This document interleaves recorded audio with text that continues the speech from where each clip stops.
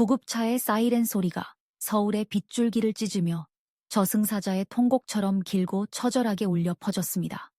소독약 냄새와 피비린내가 진동하는 좁은 공간에서 저는 아들의 작고 차가운 손을 꽉 잡았습니다. 고작 5살인 민호는 들것 위에 미동도 없이 누워 있었습니다. 아침에 제가 입혀준 슈퍼맨 티셔츠는 머리에서 흐른 피로 붉게 물들어 있었습니다. 아이의 얼굴은 백지장처럼 하얗게 질려 있었고 숨소리는 바람 앞에 등불처럼 위태로웠습니다. 아빠. 아파요. 아이가 눈을 감은 채 입술을 달싹였습니다. 아빠 여기 있어. 아빠 여기 있다. 민호야, 힘내라. 병원에 다 왔어.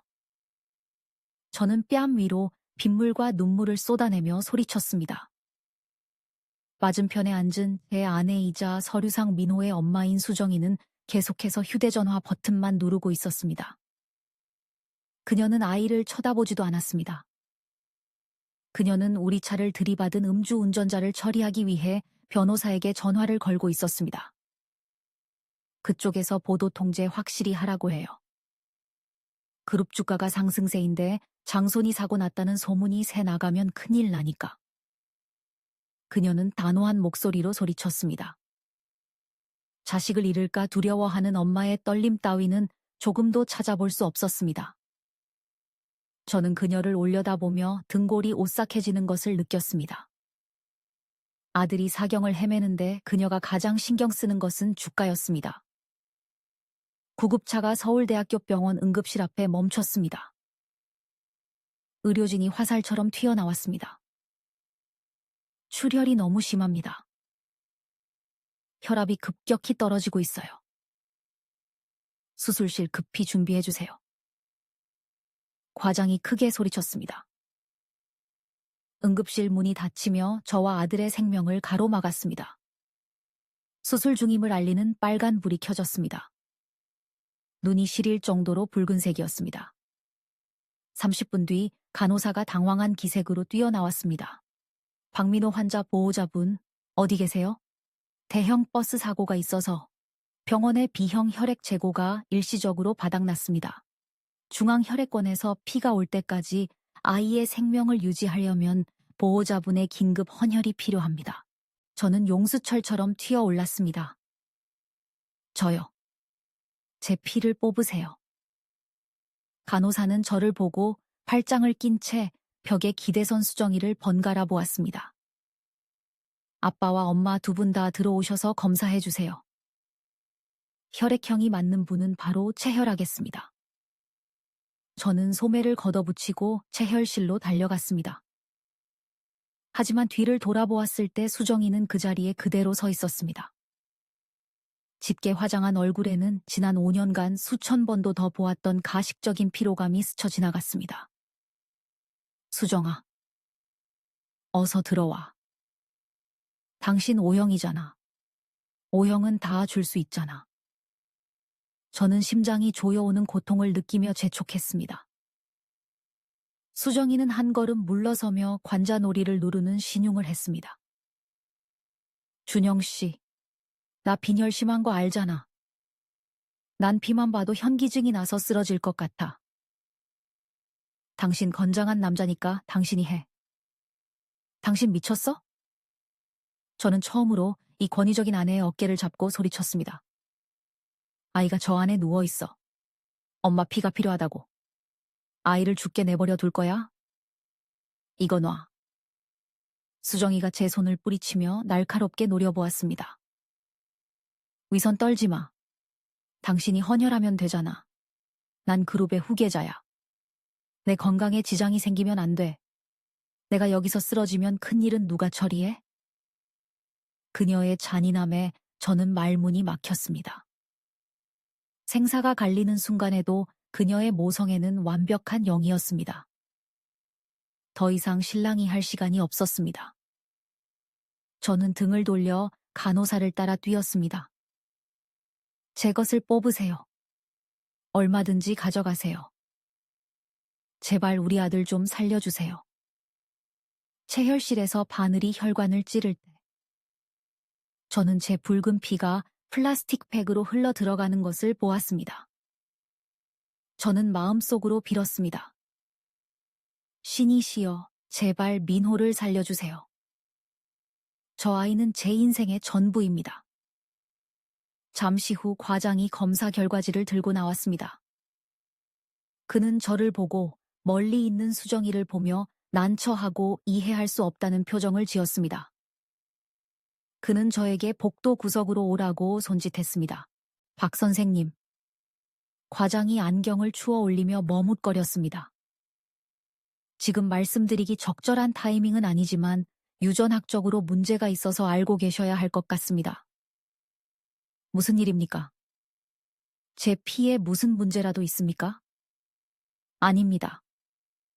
선생님 피는 아주 좋습니다. 선생님은 A형입니다. 하지만 문제는 민호입니다. 그가 종이를 제 눈앞에 내밀었습니다. 진료 기록에 따르면 아내분인 수정 씨는 O형입니다. 선생님은 A형이고요. 멘델의 유전 법칙에 따르면 두 분 사이에서는 A형이나 O형 아이만 태어날 수 있습니다. 하지만 민호는 B형입니다. 귀가 멍해졌습니다. B형이라고요. 저는 발밑이 꺼지는 듯한 기분을 느끼며 되물었습니다. 네. 생물학적으로 불가능합니다. 엄마의 기록에 오류가 있거나 아니면 과장은 말끝을 흐리며 안타까운 눈빛을 보냈습니다. 그는 제 아내가 바람을 피웠다고 생각하는 눈치였습니다. 민호가 제 자식이 아니라고 생각하는 겁니다. 하지만 저는 달랐습니다. 기억의 번개가 제 머릿속을 찢고 지나가며 5년 전으로 저를 데려갔습니다. 설악산의 통나무집. 비바람이 몰아치던 그 밤. 제 품에 안겨있던 여인이 있었습니다. 선한 미소를 지었고 머리에서 상큼한 오렌지 향기가 났던 그분은 혈액형이 B형이었습니다. 최유라 씨. 제 장모님입니다. 미치도록 끔찍하지만 동시에 희망으로 가득 찬 의심이 피어올랐습니다. 설마 민호가 의학의 힘으로 장모님의 자궁에 이식된 아이가 아니라 저와 장모님의 진짜 살과 뼈가 섞인 아이인 걸까요? 저는 뒤를 돌아 수정이를 보았습니다. 그녀는 여전히 차갑고 멀리 떨어져 있었습니다. 저는 민호가 산소 호흡기를 달고 누워있는 회복실로 조용히 들어갔습니다. 아이의 머리카락 한 올을 조심스럽게 뽑아 휴지에 싸서 가슴 주머니에 넣었습니다. 저는 대답이 필요했습니다. 제 인생을 송두리째 태워버릴지라도 제 영혼을 해방해줄 진실이 필요했습니다.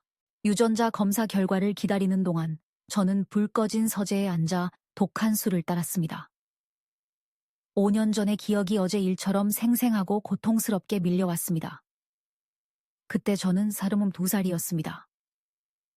가난한 건축가였던 저는 SK그룹의 딸과 결혼했습니다.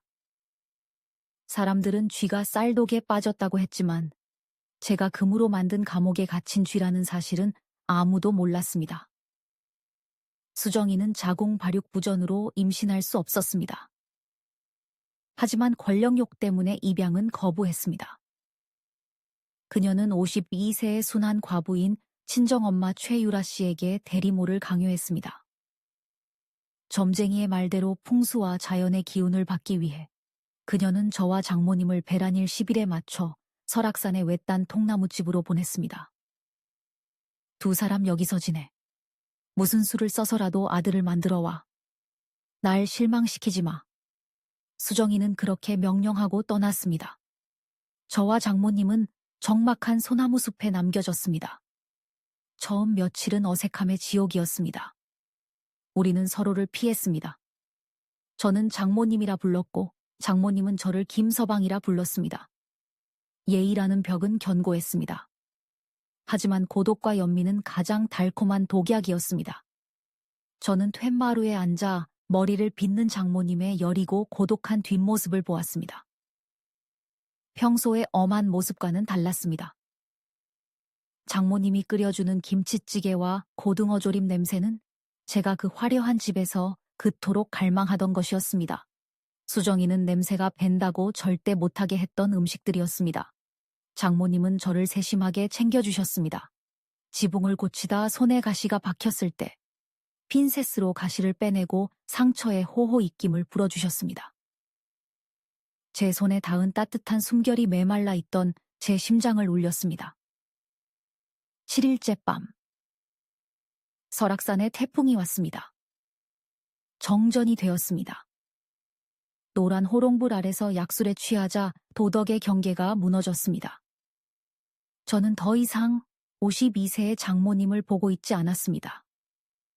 사랑받고 싶어 하고 잔인한 딸의 억압에서 벗어나고 싶어 하는 아름다운 여인을 보았습니다. 준영 씨, 장모님이 빗소리 속에서 떨리는 목소리로 제 이름을 불렀습니다. 그리고 우리는 서로에게 빠져들었습니다. 수정이에게 줄 아이를 만들기 위해서가 아니었습니다. 본능 때문이었습니다. 사랑의 결핍 때문이었습니다. 두 외로운 영혼이 폭풍우 속에서 공명을 일으켰기 때문입니다. 그날 밤, 그리고 그 후 며칠 밤 동안 우리는 진심으로 사랑했습니다. 금지되고 죄스러운 사랑이었지만 제가 수정이와 가졌던 그 어떤 시간보다 강렬하고 진실했습니다. 서울로 돌아왔을 때 장모님은 임신했습니다. 수정이는 기뻐했습니다. 저와 장모님은 죄책감과 그리움 속에서 살았습니다. 우리는 부엌 구석에서 몰래 눈빛을 교환하고 손을 잡았습니다. 그리고 출산의 날이 왔습니다. 수정이는 아이가 태어나자마자 빼앗아 갔습니다.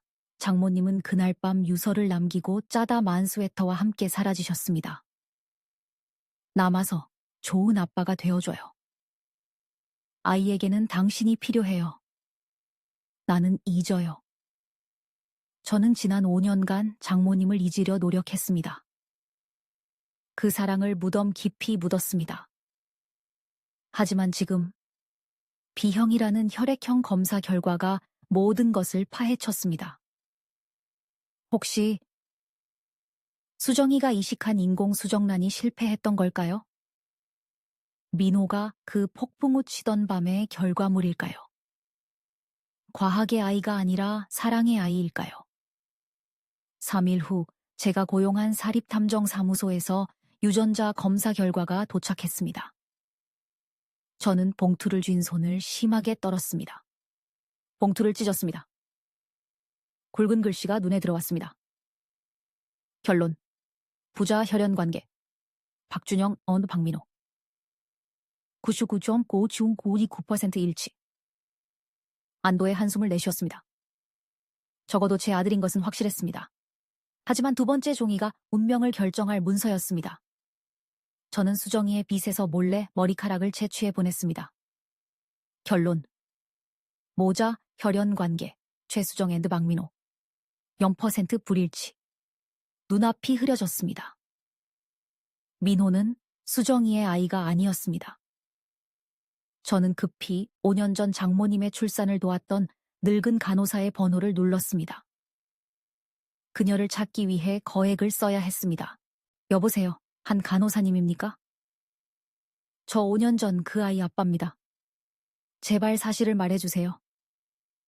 수화기 너머에서 긴 침묵이 흐르더니 한숨소리가 들렸습니다. 박 선생님, 이런 날이 올 줄 알았습니다. 사실 수정 씨가 유라 씨 자궁에 이식한 수정란은 첫 주에 거부 반응으로 배출되었습니다. 유라 씨 자궁이 타인의 난자를 받아들이지 못한 거죠. 그런데 이상하게도 그 후에 자연 임신이 되셨습니다. 초음파 검사에서 자연적으로 형성된 아기집이 발견되었어요. 수정 씨는 임신 2개월 때부터 이 사실을 알고 있었습니다. 그 여자가 알고 있었다고요? 저는 전화기를 꽉 쥐며 으르렁거렸습니다. 네. 자기 아이가 아니라는 걸 알고 있었습니다. 하지만 우리에게 진료 기록을 조작하고 비밀을 지키라고 협박했어요. 유산을 상속받으려면 이 아이가 필요하다고요. 입을 놀리면 우리 가족을 다 죽이겠다고 했습니다. 저는 전화기를 떨어뜨렸습니다. 그렇다면 민호는 저와 유라 씨의 아이입니다. 그 죄스럽지만 진실했던 사랑의 결정체입니다. 수정이는 모든 것을 알고 있었습니다. 민호가 남편과 친정엄마 사이에서 태어난 불륜의 씨앗이라는 걸 알면서도 아이를 거두었습니다. 사랑해서가 아니라 야망 때문이었습니다. 권력을 위한 발판으로 삼기 위해 연적의 아이를, 그것도 엄마의 아이를 키운 것입니다. 이 여자의 잔인함은 상상을 초월했습니다. 민호가 어두운 방에 갇혀 있을 때가 떠올랐습니다. 수정이가 아이를 보며 혐오스러운 눈빛으로 소리치던 것이 생각났습니다. 쓸모없는 것. 내 늙은 애미랑 똑같이 생겼어. 그녀는 그 증오를 죄 없는 아이에게 퍼부었던 것입니다. 저는 자리에서 일어나 책상 위의 서류들을 쓸어버렸습니다. 이 지옥에서 단 1초도 더 견딜 수 없었습니다. 제 아이를 구해야 합니다. 제 여자를 찾아야 합니다. 저는 밤 8시에 집으로 달려갔습니다. 화려한 조명이 켜진 저택은 무덤처럼 차가웠습니다. 수정이는 거실에 앉아 레드 와인을 마시며 패션 잡지를 보고 있었습니다.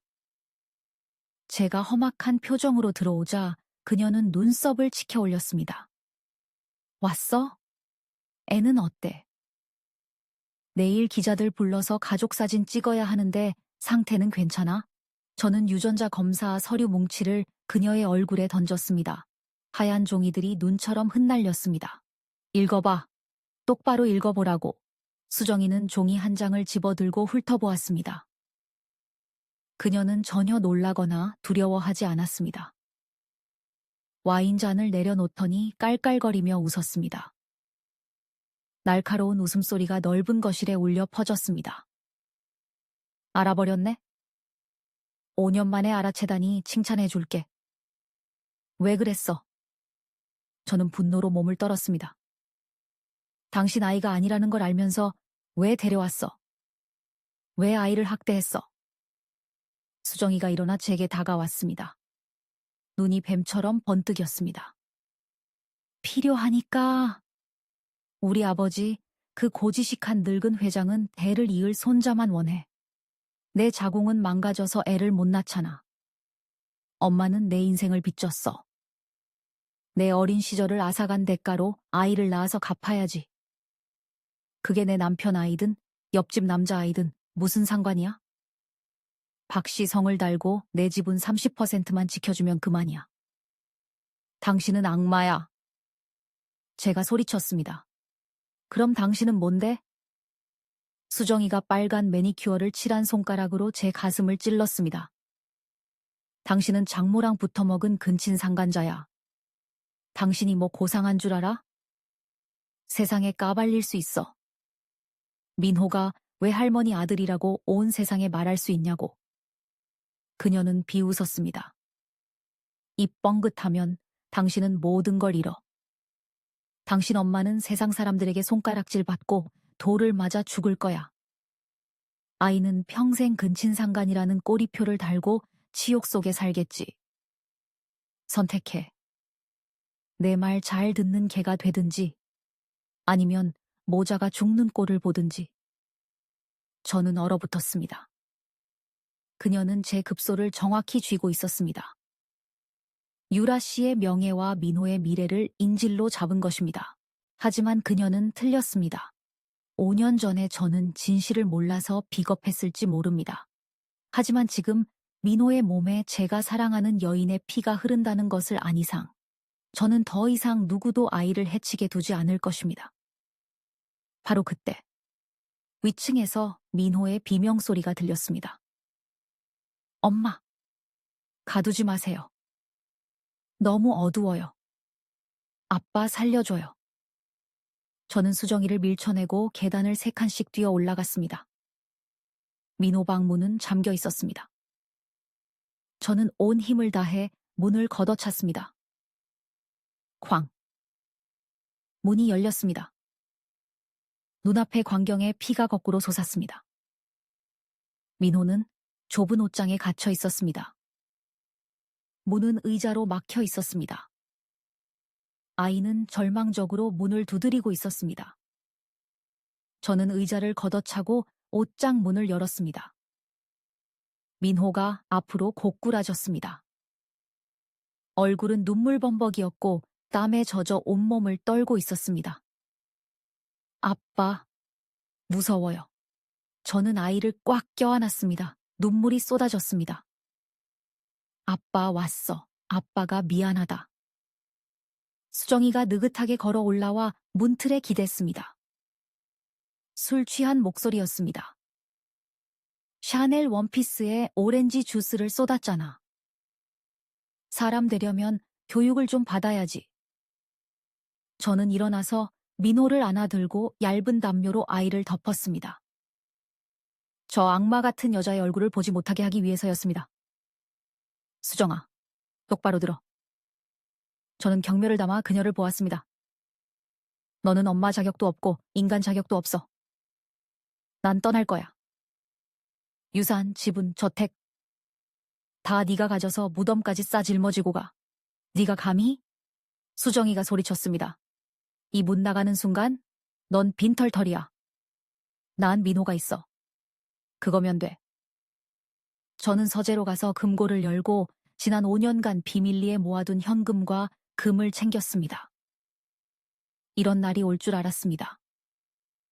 저는 아이를 안고 차고로 가서 뒷좌석에 태우고 안전벨트를 매주었습니다.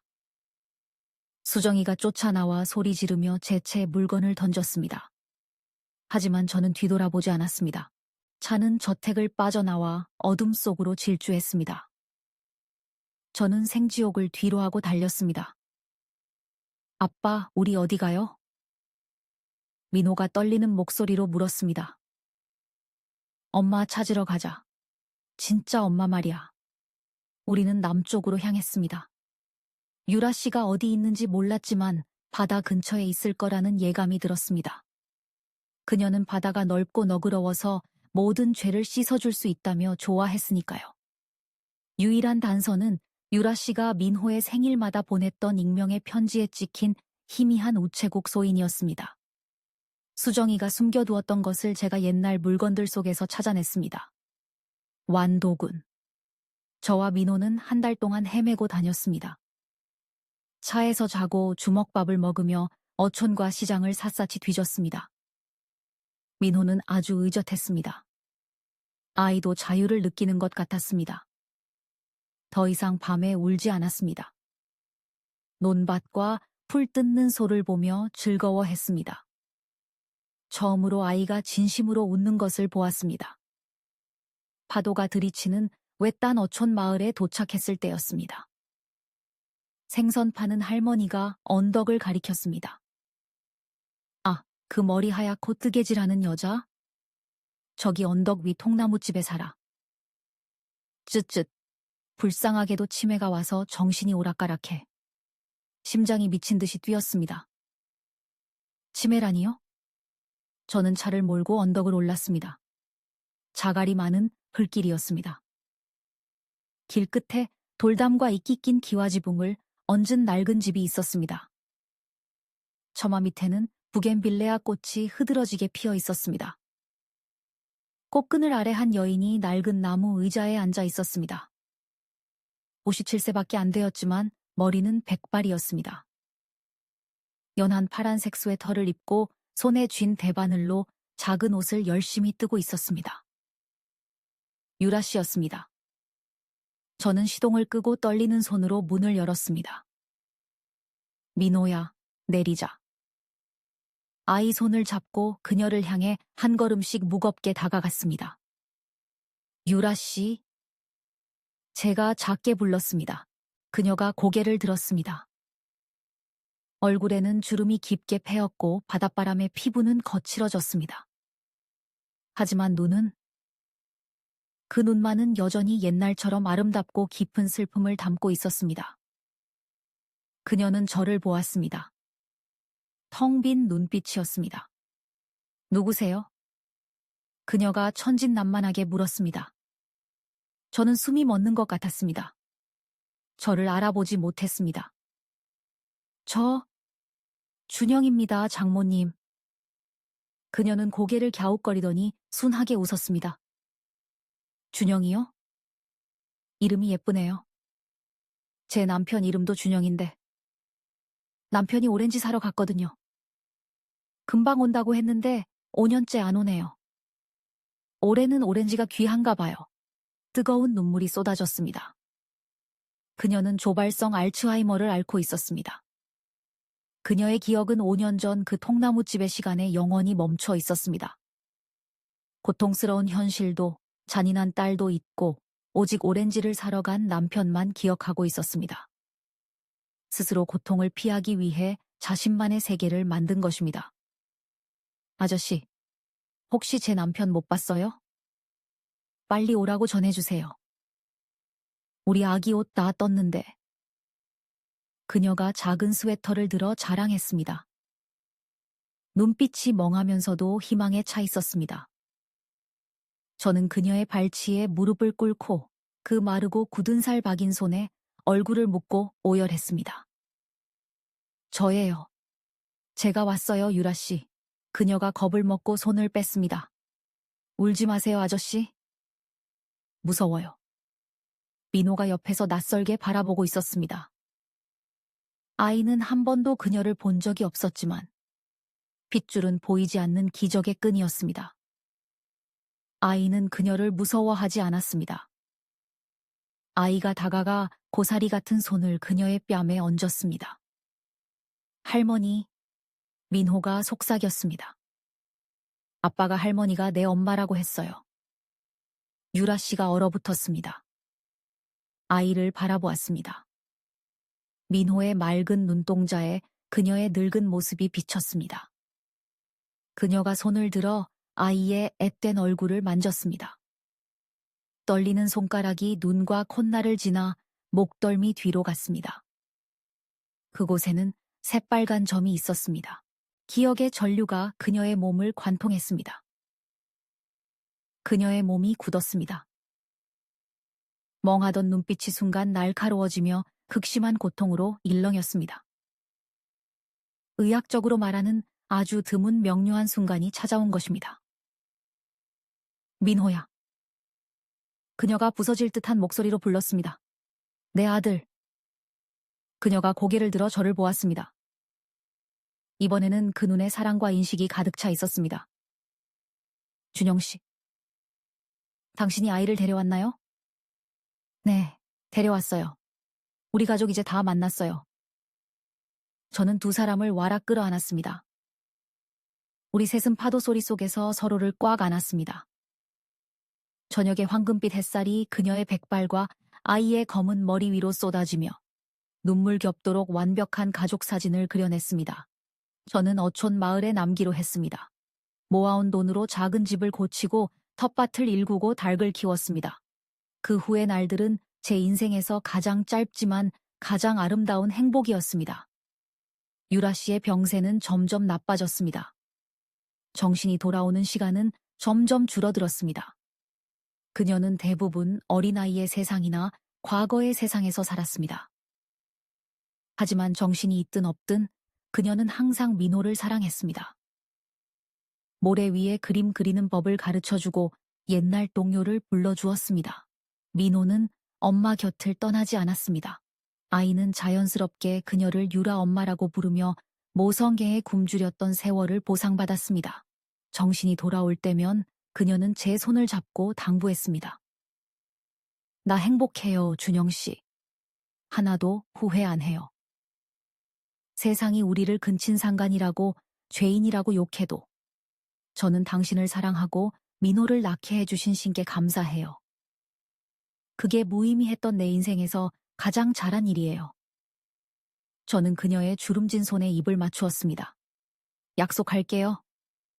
제가 아이를 지킬게요. 당신 목까지 살게요. 그해 겨울은 일찍 왔습니다. 바닷바람이 찼습니다. 유라 씨의 건강은 급격히 나빠졌습니다. 아무것도 먹지 못하고 침대에 누워 창밖만 바라보았습니다. 붉은 태양이 바다로 천천히 가라앉던 어느 해질 역이었습니다. 유라 씨는 처마 및 평상에서 제 품에 안겨 자신이 짠 담요를 덮고 있었습니다.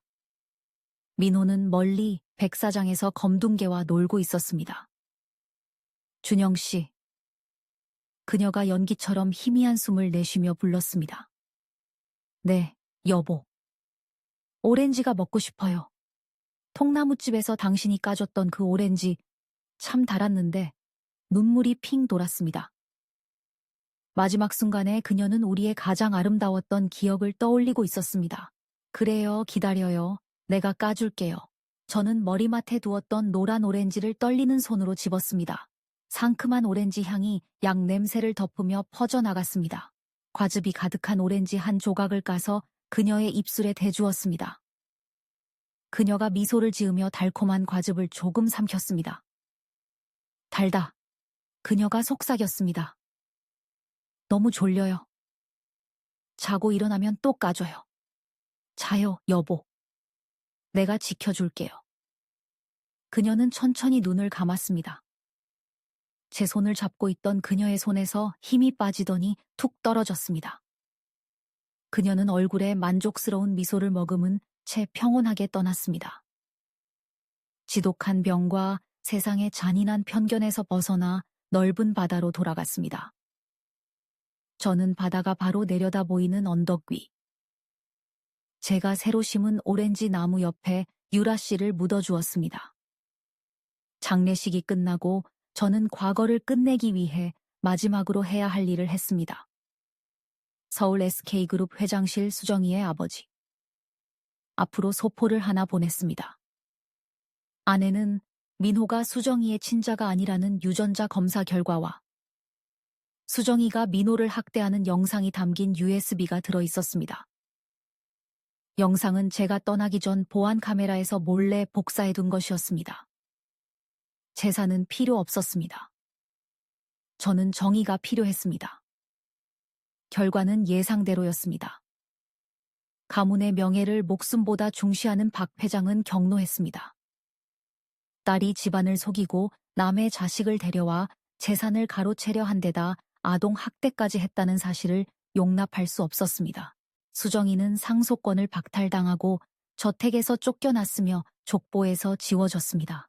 그녀는 돈, 권력, 가족 모든 것을 잃었습니다. 들리는 소문에 의하면 그녀는 미쳐서 허름한 새빵을 전전하며 술과 망상 속에 살고 있다고 합니다. 저와 민호는 서울로 돌아가지 않았습니다. 3년 후, 저는 유라 씨의 옛집 바로 옆 바닷가에 작은 식당을 열었습니다. 식당 이름은 어머니의 봄입니다. 화려하지는 않지만 관광객과 마을 사람들로 늘 붐빕니다. 숯불 생선 구이도 맛있지만 무료로 주는 특별한 디저트 때문이기도 합니다.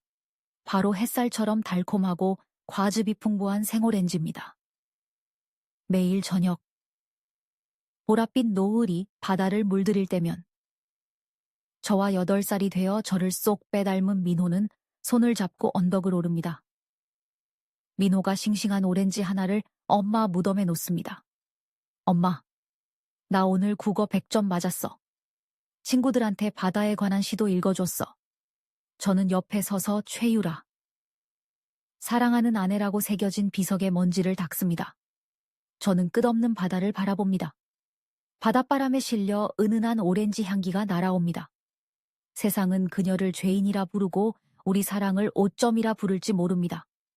하지만 우리 부자에게 그녀는 이 차가운 인생을 스치고 지나간 가장 따뜻한 봄이었습니다.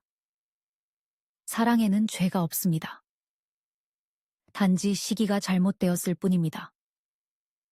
하지만 틀렸든 맞았든 그 사랑은 세상에 희망의 싹을 남겼고 영원히 지워지지 않을 아름다운 추억을 남겼습니다. 잘 자요, 유라 씨. 다음 생에는 우리 태양 아래서 당당하게 손잡고 걸을 수 있는 곳에서 만나요. 저는 아들의 손을 잡고 언덕을 내려왔습니다. 저 아래 주황색 식당에 불빛이 켜졌습니다. 그 불빛은 유라 씨의 미소처럼 따뜻하고 평화로웠습니다.